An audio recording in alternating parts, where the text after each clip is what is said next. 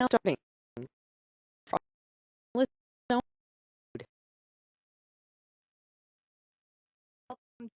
our 2020 webinar series.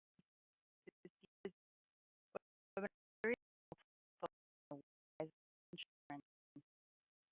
LIS offers many insurance solutions, family advisors, and clients.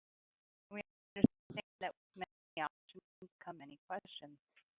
Each webinar will last about 50 minutes, and you must be logged on for a full 50 minutes to receive CFP credit. Please be sure to ask questions as you have them by typing them into the questions box. Today's webinar is being recorded and will be posted on our website within a week in case you missed it. Today's presenter is knowledgeable in a wide range of solutions. He is constantly monitoring the insurance and financial services industry to ensure your clients are getting the most up-to-date recommendations. In 2003, he joined LLIS, earned his CFP in 2006, and assumed the reins in 2012 as president and CEO. Here to wrap up our 2020 webinar series is Mark Maurer. Thank you, Claudia, and thank you to everybody for tuning in. Yes, this is the last LLIS insurance webinar of the year. It's hard to believe that it's the end of the year is already here, and it's hard to believe it's not gone already. So, as we wrap up the year, and I'll probably even say this a couple times, just want to say how thankful we are to all of you for trusting us with your clients and even yourselves, and helping us to assist all of you throughout the year, and look forward to 2021 and whatever that might look like. It's hard to believe that we saw some of you all at our insurance academy in February this year. It feels like years ago. So kind of the theme is, as we go throughout the year, we set up our plans, we do everything, and at the end of the year we kind of wrap up and think about things, and right now we may be thinking, you know what, we worked with our clients, we got everything all set up, and so sort of like a New Year's resolution, we want to think about how to just keep next year going. And I think that happens a lot with insurance policies. We may get a policy set up this year, last year, 4 years ago, and we just want to make sure that it keeps doing what it's supposed to do. And if that's a term policy, it's just making sure that we keep paying the premiums. If it's a disability policy, making sure that it still covers a client's income should something happen to them. So we're going to look at both life insurance and disability insurance today. With life insurance, what about changes?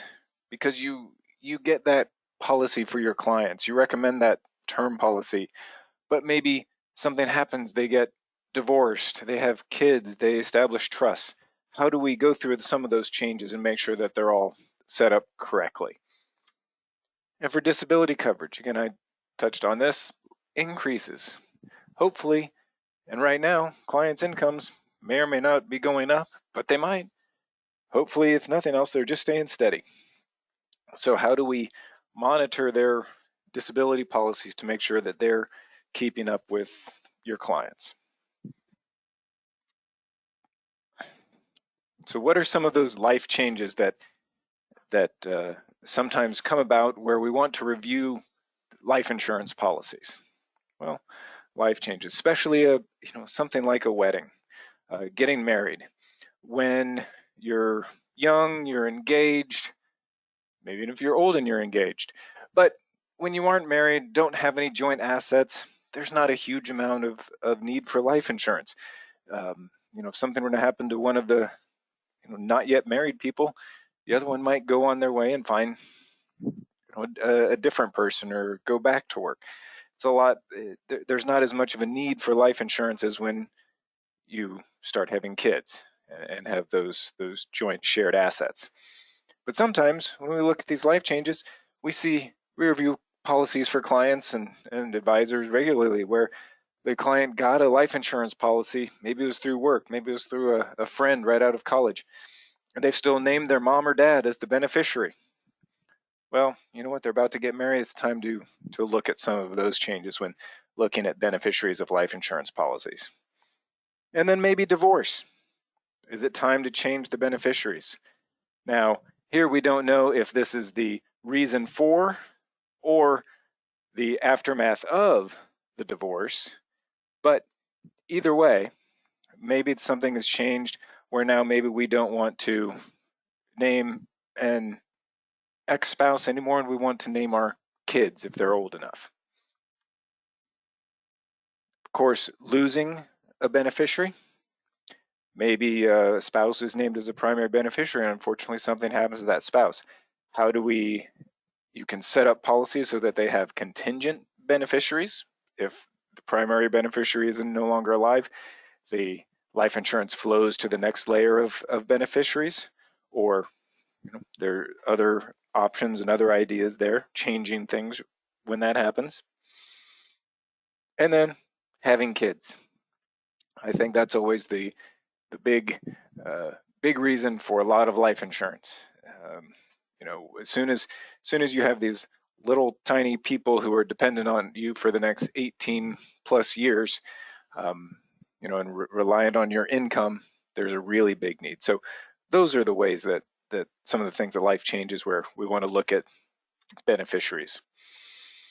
Because we love our kids. And you know what? We love our grandkids too. So much so that many times grandparents want to leave life insurance to their grandkids as a way to be remembered. Maybe it helps them buy that first house, nice down payment. Maybe it helps pay for grad school or help pay off student loan debts. All things that grandparents want to be able to leave a remembrance or a legacy to their grandkids. And we did have one gentleman. He was a client of one of you all, and he'd purchased some life insurance, and he'd named his son as the primary beneficiary. But as time went on, his son got older, his son became successful, and had assets in his own right. And this gentleman said, you know what, I'd like to really, instead of leaving the money to my son who's got enough, I'd like to leave it to my grandkids. My son knows he'll get some assets, but this way I know that I'm leaving something directly to my grandkids. And what he did is he called the insurance company directly and he made the change. He changed the beneficiary. And you can do this. If you go to the insurance company, they don't give legal advice, they don't give tax advice. You own the policy, you have the full rights of the policy. So if you say, I want to change my beneficiaries to my 3 grandkids, then they're going to help you with those forms to do that.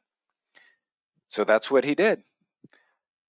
And unfortunately, this gentleman passed away and left his $750,000 death benefit to his 3 grandchildren.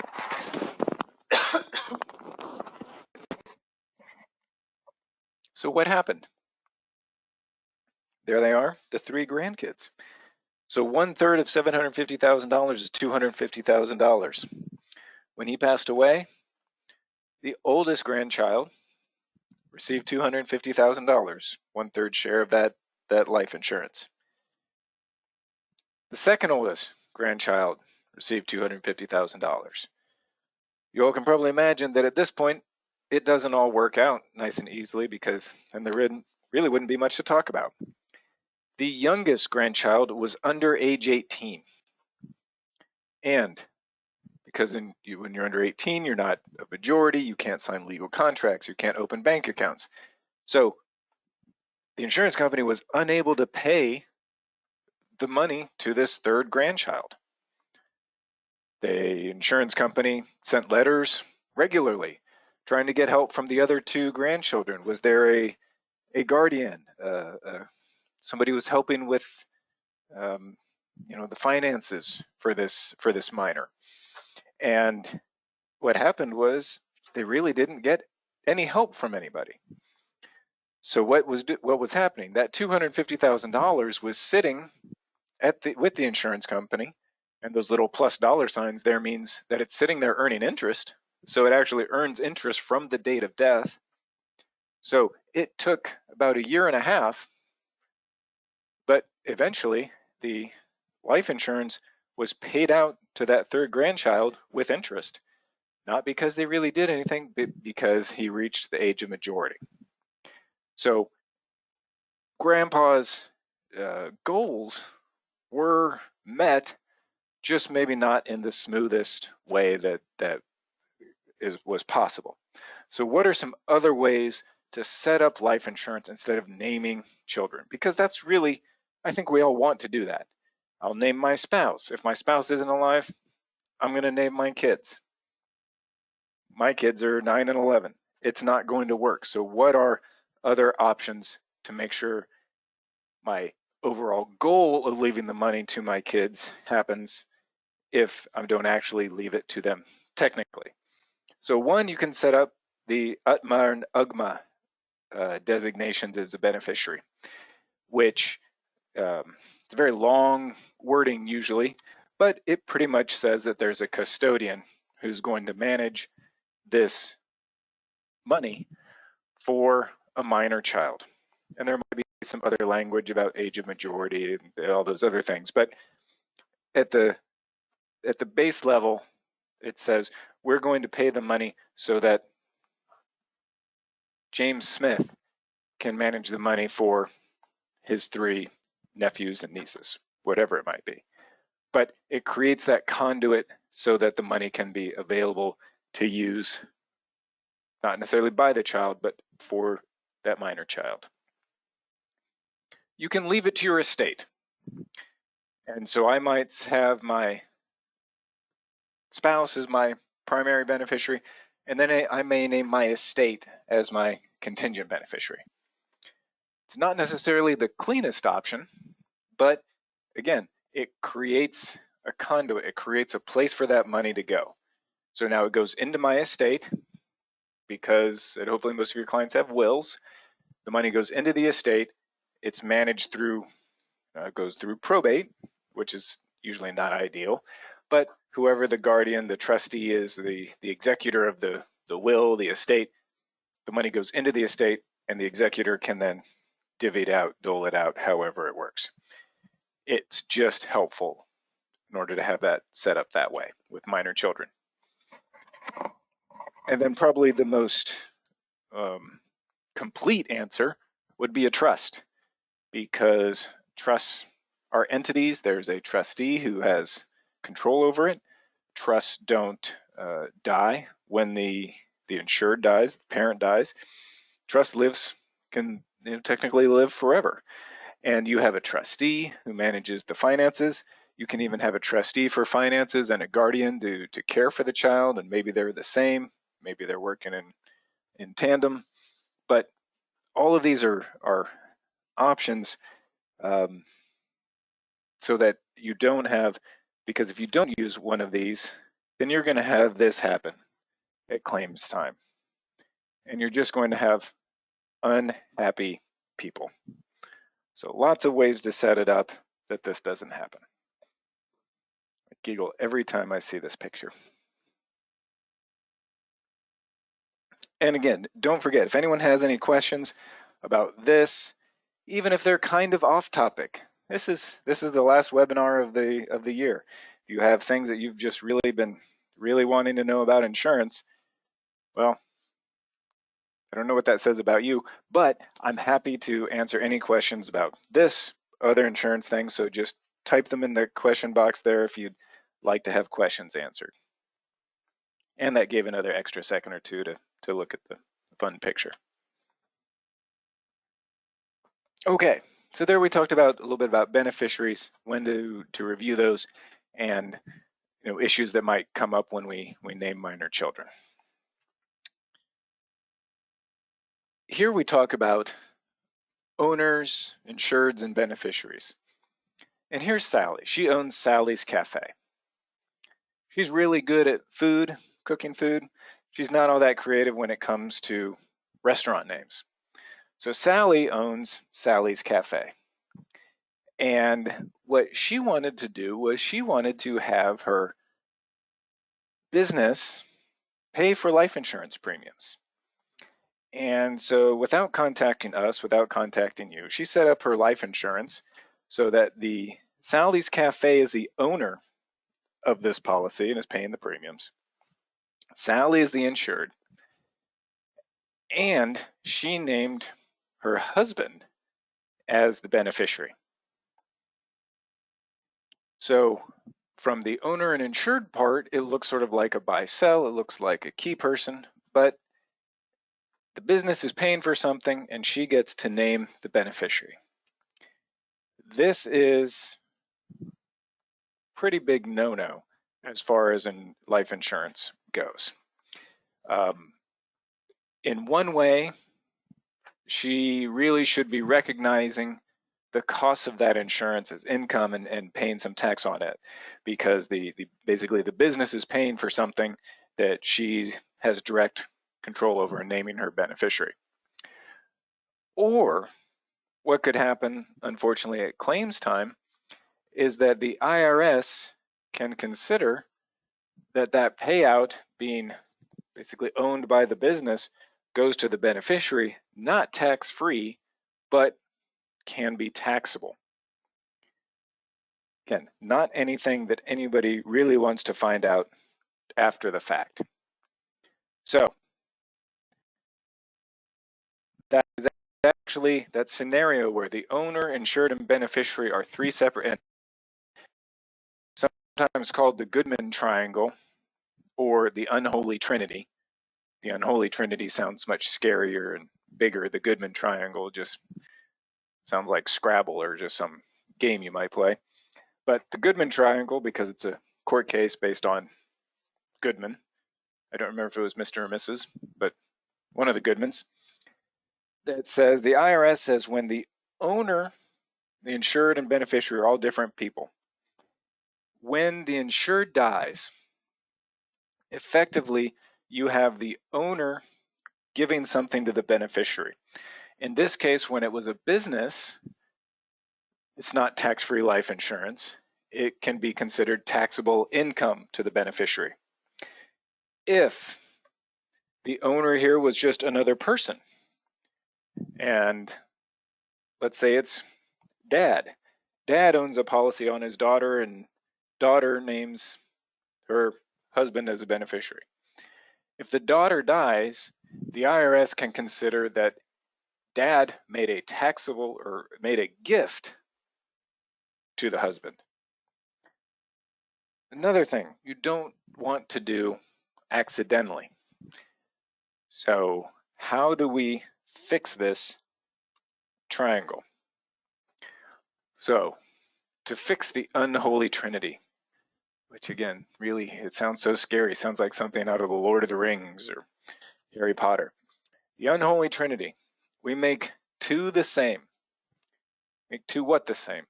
Make two of those three entities the same. So when we're talking about personal coverage, the most common way to do this is for the owner to be the insured and name a beneficiary. This is 90 to 95% of the life insurance policies that we help you and your clients with.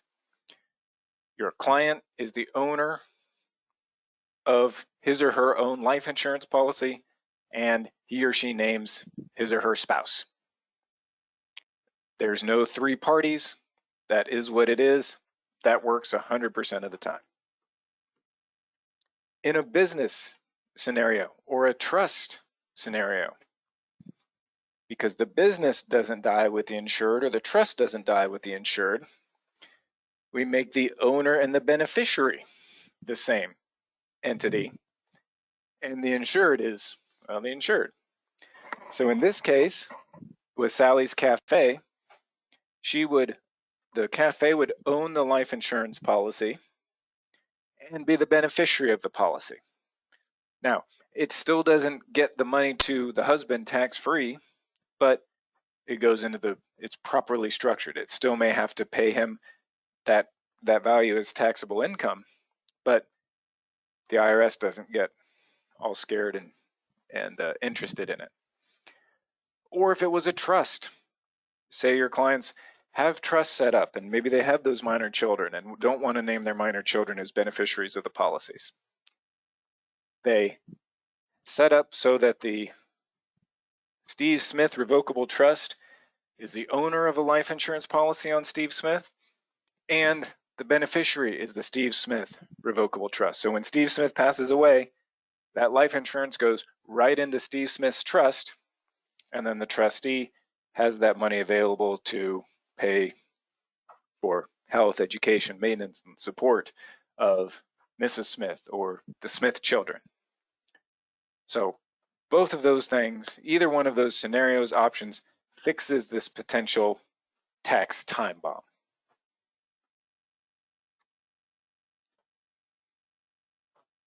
Number 3, collateral assignment.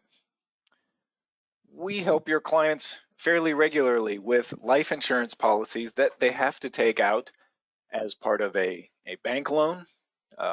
Anytime that there's a loan, where sometimes small business loans, where the lender says, we're going to give you this loan, but we would like some additional protection. And that additional protection is that you have life insurance. So if you were to die in the time of this, while this loan is outstanding, that we would be made whole, then that's one reason use of life insurance.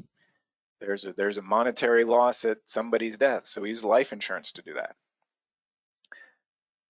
Naming the beneficiary, and I'll go into this a little bit, but in general, when it's something like that where there's a lien outstanding, a loan, a third party who has an interest in this policy, we want to put a collateral assignment on it. And it's an appointment of the lender to receive the death benefit or a portion thereof, and that's important, or a portion, to pay off an outstanding loan. So here's Heidi. She is buying into a medical practice. She's a physician, and this is going to be a seller financed deal. So what happens is that she is going to get some share or percentage of the business right away. But as part of that, she is buying those shares out from the practice over the next 10 years. So she gets all of the shares right now, but then she has to pay it back over the next 10 years. As she makes those payments every month, the amount that she owes decreases, which makes sense. It's kind of how a lot of loans work, most of them actually. But the doctor's practice said, we would like you to have life insurance in order to pay back the loan upon your untimely death. Because she got all the shares now, and there's a promise from her to make these payments over the next 10 years. If something happens to her in 6 months, she got all the shares, and where are the next 9.5 years of income going to come from to pay for those shares? So the practice wanted her to get a life insurance policy to pay back that loan. So she started applying for a $500,000 10-year term policy. Period of the buyback is 10 years. Loan is 10 years. $500,000, a little bit more than she needs, but there's a nice price break at the $500,000 amount. And she said, I could use a little bit of life insurance for income replacement for my spouse as well. So originally, she said, what I want to do is set it up to have 2 primary beneficiaries. I'm going to name the practice as a 64% beneficiary for $320,000 because that was the amount that she owes the practice right away. And name my spouse as the remainder or 36% beneficiary, and that'd be $180,000. So the day that the policy was issued, if something happened to her right away, the practice would get the $320,000, spouse would get $180,000. Anybody starting to foreshadow or foresee the problems here? Because those are fixed amounts, but the loan decreases every year. So what if something happens to Heidi 9 years from now, and nobody had made any changes? The practice still gets $320,000. But they're only owed $50,000. because she's paid 9/10 of the loan down, that buyout back. The spouse still only gets $180,000. Should have received $450,000 because all that she really needed to give to the business, to the practice, was $50,000. Now, nobody's particularly happy. Well, the practice might be happy at this point, but the spouse sure isn't going to be. And the practice probably is going to say, well, she only owed us 50. What do we do with this? What may happen is that $320,000 goes into the practice. They take their 50 and then they pay out $270,000 to the spouse. But because it went into the business and it's coming out of the business, that might all be taxable as income, where that $270,000 really should have been tax-free to him. So you can see how this really gets complicated, gets messy. So you might say, Mark, well, why don't we just change the beneficiaries? That seems like it would fix everything. Yeah, it would. Change it every year. I mean, it's a 10-year term policy, change it once a year. That works. But it's really only correct 1 month out of 12. It's really only correct that first month when you say exactly how much the loan is worth. And then every month that she pays it down, it's kind of overpayment to the business. Sort of like a stopwatch is always right twice a day. So it's correct, yes, but every year, but really only about 1 month. Do you want to change it every month? That's a lot of paperwork. That's sending in beneficiary changes 120 times over a 10-year term policy. Heidi doesn't want that. You don't want that. We don't want that. So how do we make sure that they don't need to do any of these things? Enter collateral assignment. The beauty of a collateral assignment is that it's non-dollar specific. And really, it's just a notice. It's like a lien on a house, on a piece of property. It's a notice that says if something, it's usually 1 or 2 pages that says that there is a loan, a debt outstanding to fill in the blank of the name of the institution, contact person, address, etc. It's non-specific. It doesn't even say what's owed there at the beginning. And so what happens that if Heidi passes away, they see she's got a $500,000 life insurance policy. She passes away. We need to pay out this death benefit. That was a car squealing, in case you couldn't tell. The insurance company looks at the policy, says, we want to pay this out, but wait, there's a note here. There's a collateral assignment on this policy, so we can't do anything yet. So the insurance company is going to call the bank. The insurance company is going to call the bank, call the practice. In Heidi's case, it's going to be the practice, and say, we realize there's a death claim here. There was a collateral assignment to you as ABC physician's practice. And the physician's practice will say, yes, we had a loan arrangement, a loan agreement. Maybe here's the documents. But she owed us $50,000 of a buyout.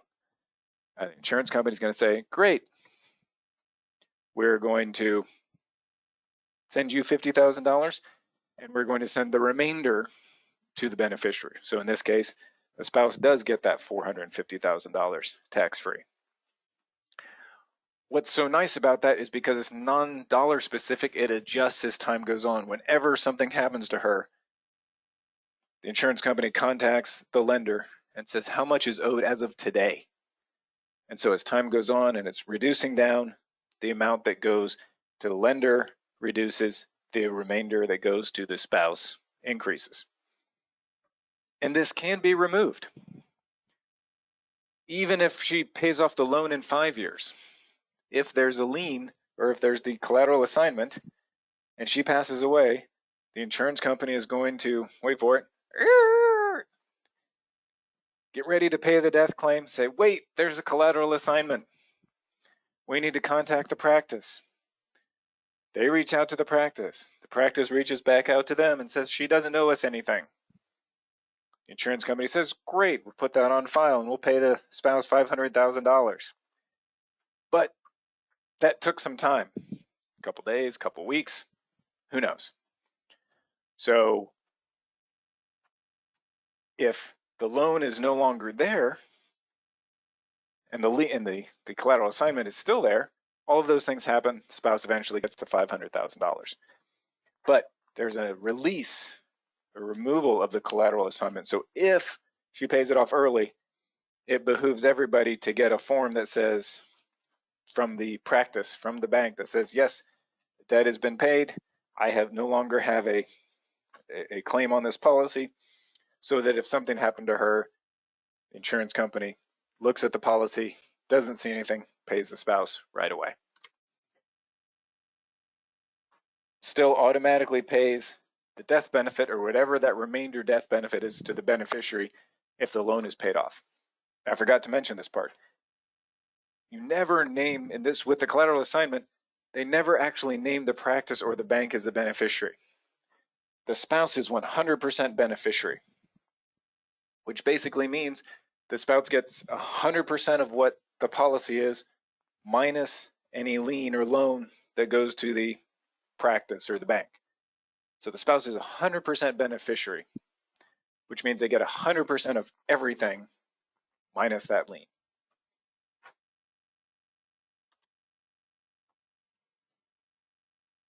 All right, conversion. We work with you all a lot and help a lot of your clients get term policies, because what we want to do is protect those income earning years. I said earlier, once you have kids and little humans reliant on you for the next 18 to however many years, if something happens to you, you want to have as much life insurance as makes sense early on, but with as low a premium as possible, so that you can save, invest, pay down debt, do all of those other things that you want your clients to do. So a lot of term, and we try to guess how long the client needs it. And you know what? We can all probably be pretty good at that. We get pretty close, probably more often than not.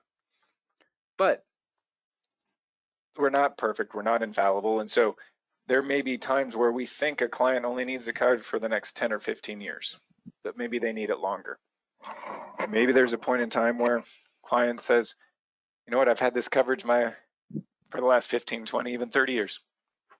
You know what, and I'd just like to keep some of it now that I'm 20 or 30 years older. So conversion is a neat part of term life insurance policies. For those of you who aren't familiar with this, what is conversion? Conversion is built into term life insurance policies. It can be a rider, it can be baked in as a default option. Some companies even have a conversion option that lets you, the basic conversion option says you can convert for the first 10 years, or you can add a rider that goes to the end of the term period. But what it does is it allows you, the insured, the owner, to exchange their term policy for a permanent life insurance policy. And that can be whole life, universal life, variable universal life, what have you.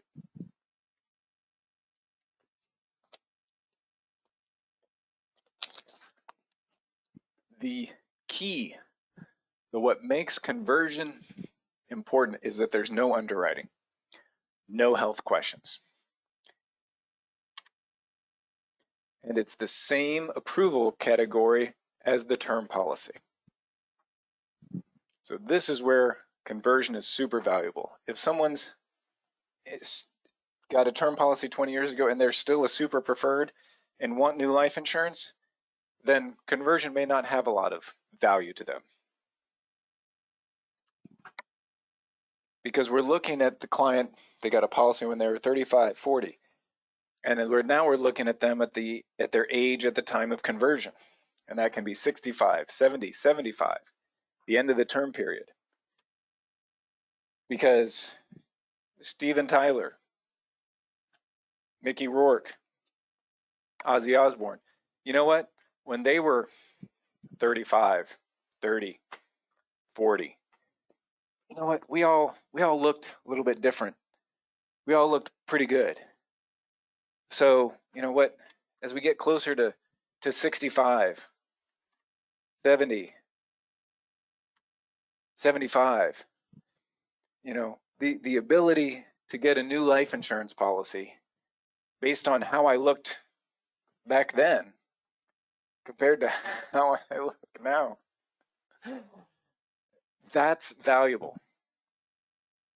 If Ozzy still looked like that, then conversion is invaluable. But the fact that he could convert his term policy now to a permanent policy at his current age, but maybe as a preferred non-smoker, again, you know, that's where it's valuable. Here's Jamie. He's age 71. He had a $500,000 20-year term policy. It was issued in 1999, issued at the preferred best rate class. And he was paying $1,230 a year for this term policy. And the end of last year, it was coming up on its conversion date. So in July of last year, the advisor and the client called me. I said, we have this policy. I want to know what we can do with it. And they were talking about conversion, and I still don't know what Jamie's particular issue was. But when asked, when we were talking about it, they weren't sure if his life expectancy was 1 year, if it was 5 years, if it was longer. But they knew that we knew there was some health concern, some issue where wanting to keep this life insurance longer than the end of that year was important to them. And their general belief was that he was not going to qualify for any sort of new life insurance, and that there was a very short time frame potentially before this life insurance would pay off, would be needed. So they had called the 1-800 number on the statement and asked for a conversion illustration. That we might need to keep this policy longer. What can we do? So the illustration they got said, showing converting this $500,000 20-year term policy to a $500,000 universal life policy. And they sent them an annual premium of $36,000. And that $36,000 was going to carry the policy to Jamie's age 121. And my first thought was, is that really necessary? We're already looking at, I'm not necessarily making any plans for my 121st birthday, but we're already looking at someone who's in their 70s who has health concerns. We're not sure he might live the next 5 years. So to pay a $36,000 policy premium to keep this policy going to age 121 feels like a lot. That's 50 years. So we looked at this policy, looked at some conversion options, and for some lower premium options. So the first was the minimum. And just so you know, most life insurance policies, especially permanent policies, are going to have a minimum premium requirement. So couldn't convert this $500,000 policy and say, I just want to pay $1,200. See how long that'll go. Can't do it. So policies are going to have a minimum initial premium. In this case, for this policy, a little over $26,000 was going to carry the policy for 11 years to his age 82. $28,685 was going to carry the policy to his age 85 under current rates.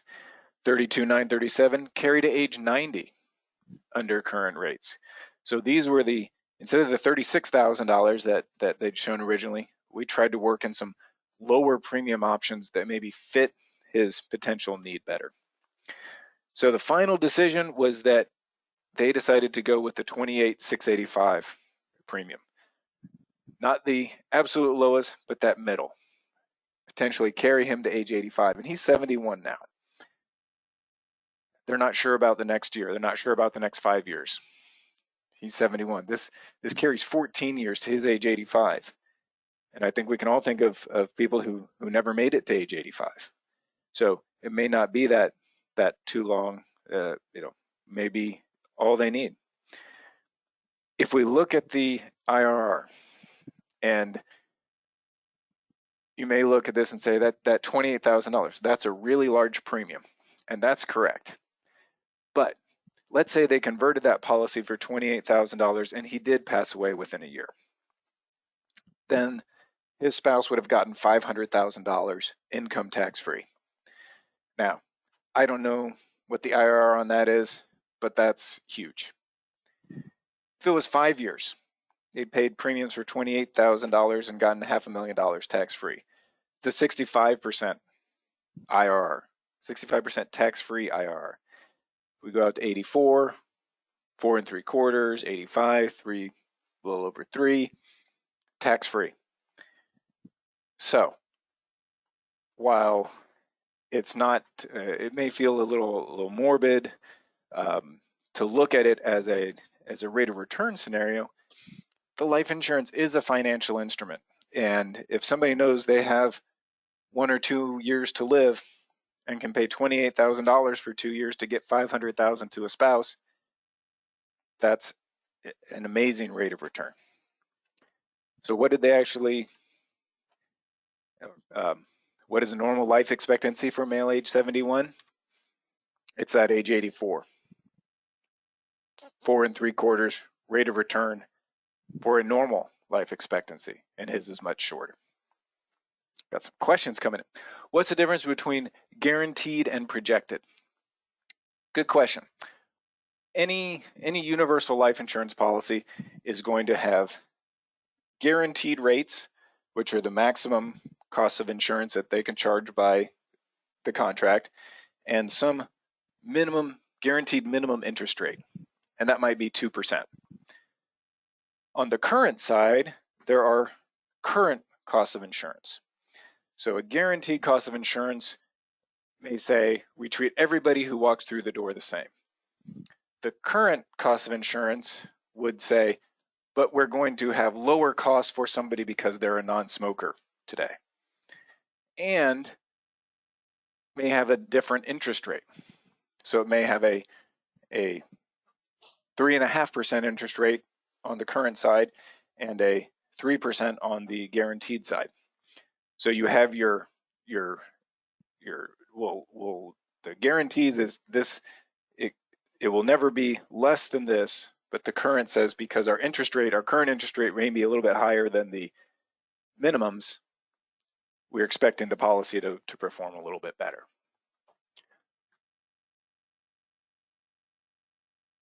Another question, if a client has recently left their job and has the option to convert their life insurance from there to a whole life policy at a high rate, could they do the conversion and then use the new life insurance policy to purchase a hybrid long-term care policy?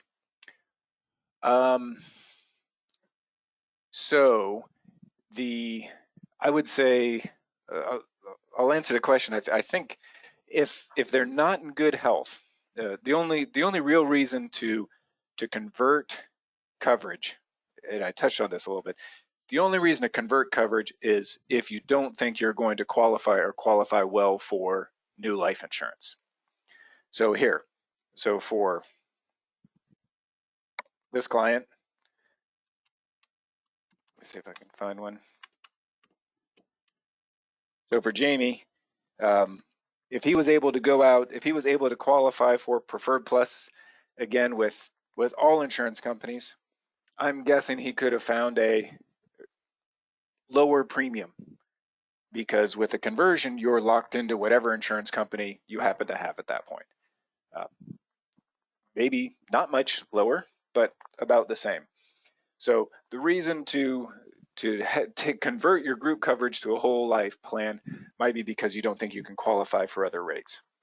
if you're now that I have the whole life policy, if I want to try to get a hybrid long-term care policy, I still have to apply or qualify with that, I guess at that point, the third policy. So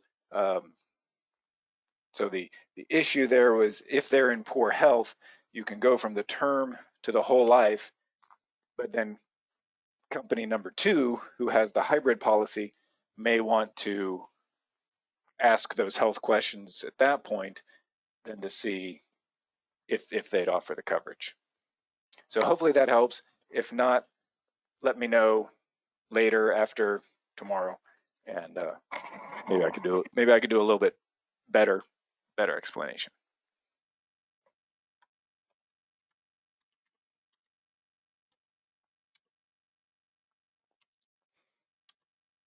Okay, the last thing I want to talk about is DocuSign. E-signatures, digital signatures, you know what? They're great when they work. DocuSign says that they have over 225,000 customers. They do almost $1 million transactions per day. Insurance companies every day are using capabilities more. Some use their own e-signature platform, some use DocuSign, some use DocFast, voice signature sometimes. So all of those things help save time, save ink, save trees, and as time goes on, they're good time savers. That's what my DocuSign signature looks like. I bet about half of you have a very similar looking DocuSign signature. That's what it looks like in real life.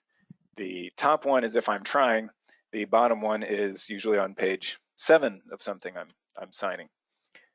So if I had to sign something and say, this is who I am, DocuSign is going to have a hard time verifying that that's me. So what do? Well, when we apply now, when we try to make changes, make beneficiary changes, we can't necessarily always compare the original signatures. So many times there's identification required with the signatures. Sometimes they need to be notarized. So just things for you all to know. The more that life goes digital, then we have some of these requirements when trying to make changes. Disability insurance. Disability increase riders. This is really important to help your clients keep their life insurance or disability policies in line with their income. And these are issued on disability policies when clients are in good health. The neat thing is that it allows, kind of like a conversion doesn't ask any health questions, disability increase riders allow a client to increase their coverage without any medical questions. So as long as their income is increasing, they have the option to increase their disability coverage. Many different disability insurance companies, many different names, many different sets of letters all together. So we'll try to break it down into a few different options. The first is the automatic increase riders, and these are going to be small increases. In general, there's no application required. The client gets a letter from the insurance company that says, next year, for the first 3 years, 4 years, 6 years of the policy, we're going to increase your monthly benefits by 4%, 5%, something designed to be sort of a cost of living inflation adjustment. So the client gets this letter every year, says we're going to increase your benefits by 3 or 4%, your premium goes up by $4 a month. We'll do this automatically for the next few years.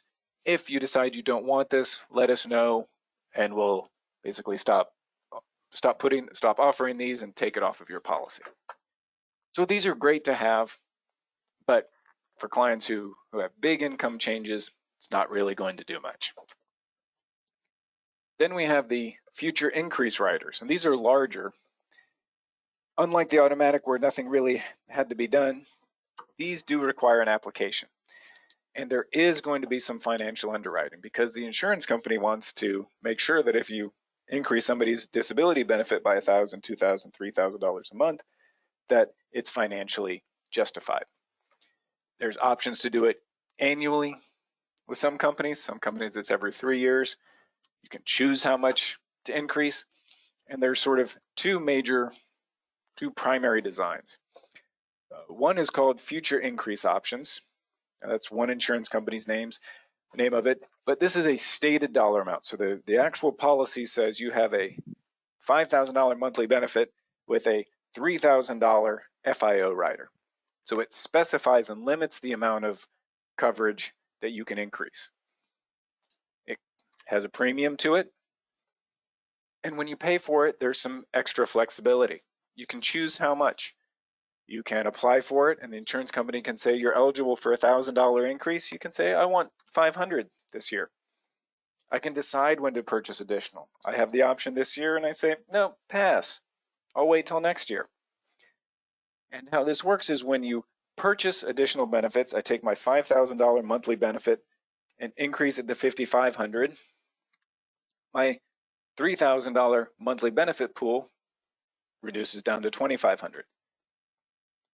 And many times there's going to be limitations when you get older as to how much of this you can increase, because the insurance companies don't want people to get very little amounts of disability coverage now, wait till they've had their first heart attack, and then bump up their policy without any health questions.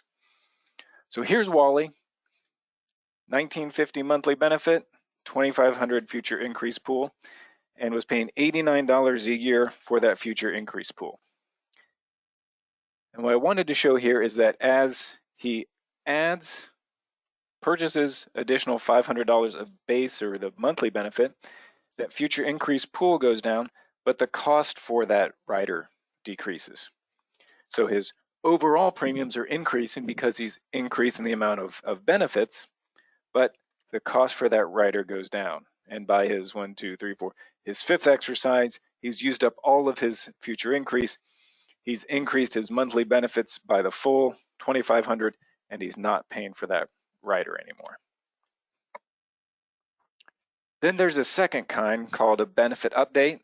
And like I said, each insurance company has some version of this name, but this is a no stated dollar amount. And that's the key to this one. It doesn't limit it to $3,000, $5,000 to a specified amount. And it doesn't cost anything. So it's uber flexible. But there's more strings. When you pay for it, you get more flexibility. When you don't pay for it, there's more rules on the insured. So you have to apply every 3 years. And you have to apply even if you don't think you're eligible. Say, I haven't had any changes in my income. I haven't earned any more. The insurance company wants to verify that. They want to see that. And if you don't apply, the rider comes off the policy. It didn't cost you anything to have it, so you got to go with their rules. And have to accept 50% of what you're eligible for. Again, this is that same thing to prevent, to help, make sure that somebody doesn't wait till the third, the fifth, the sixth time this is offered and say, whoops, I just had my heart attack. Now I'm going to increase all of this. You have to keep some benefits along the way so that it's like a good faith that I'm increasing my benefits, even though, I may still be healthy. I see the value in it.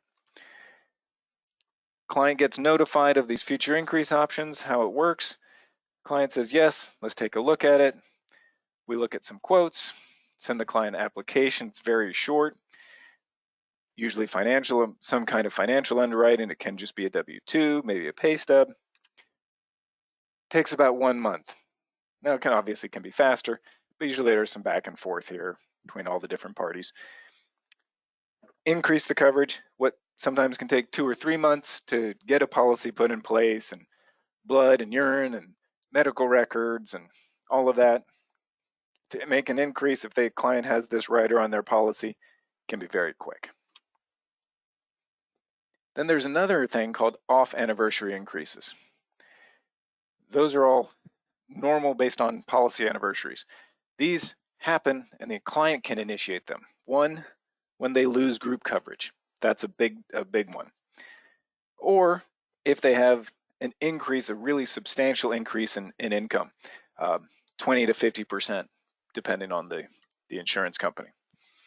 So how does this one work? Well, here's Lindsay. She's 33 and was an IT consultant, and she had group disability through her employer.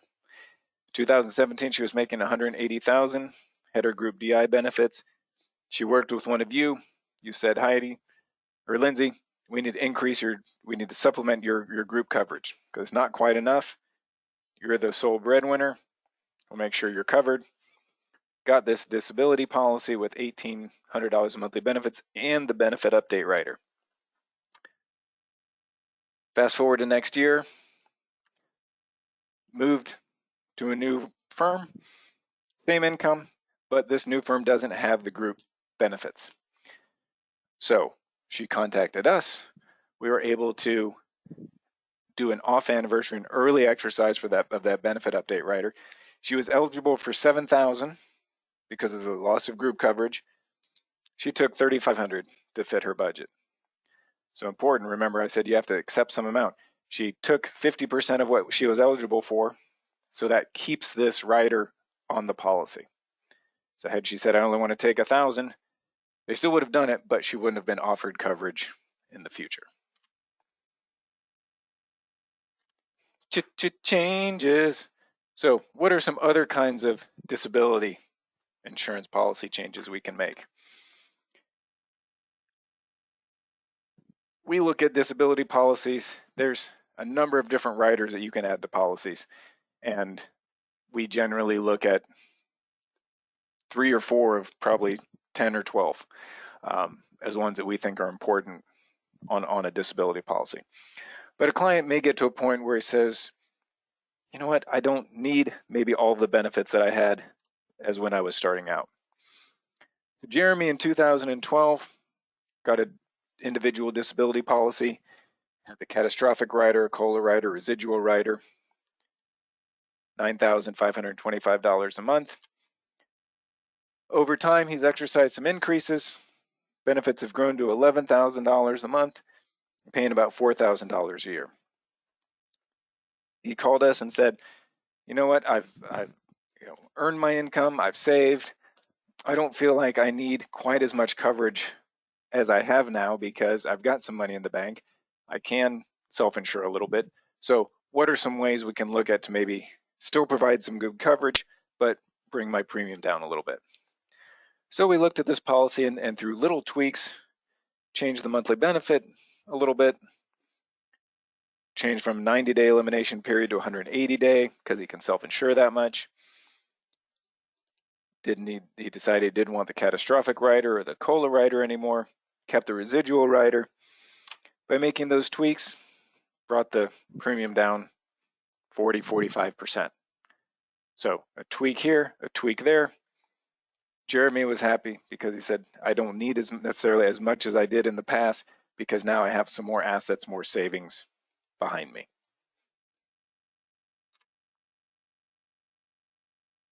And the last thing we're going to touch on are exclusions. With life insurance, there's lots of different rates: standard, standard plus, preferred plus, smoker, non-smoker. With disability policies, there's generally fairly 1 or 2 standard rate or a smoker rate. And then the policy covers you from injury or illness, being unable to work due to injury or illness, period. So there's nothing that it says that it covers pretty much anything.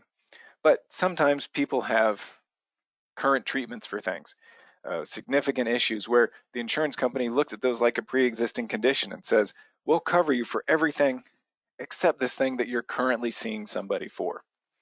So policies get put in place with those exclusions. But one of the things that we like to do is work with you and your clients to say, are there ways to get some of these exclusions removed? And it usually takes documented treatments, well-documented changes, but we can. Karen had chiropractic visits and she had an exclusion on her back, her right arm, had mental nervous issues due to situational stress that have been resolved. And when she had applied, she was at that point pregnant and had a previous C-section. So her policy initially had 4 exclusion riders on it. Some of these things, now Insurance companies like to see a period of time that you've gone without treatment. You know what? She'd gone without treatment for all of these things.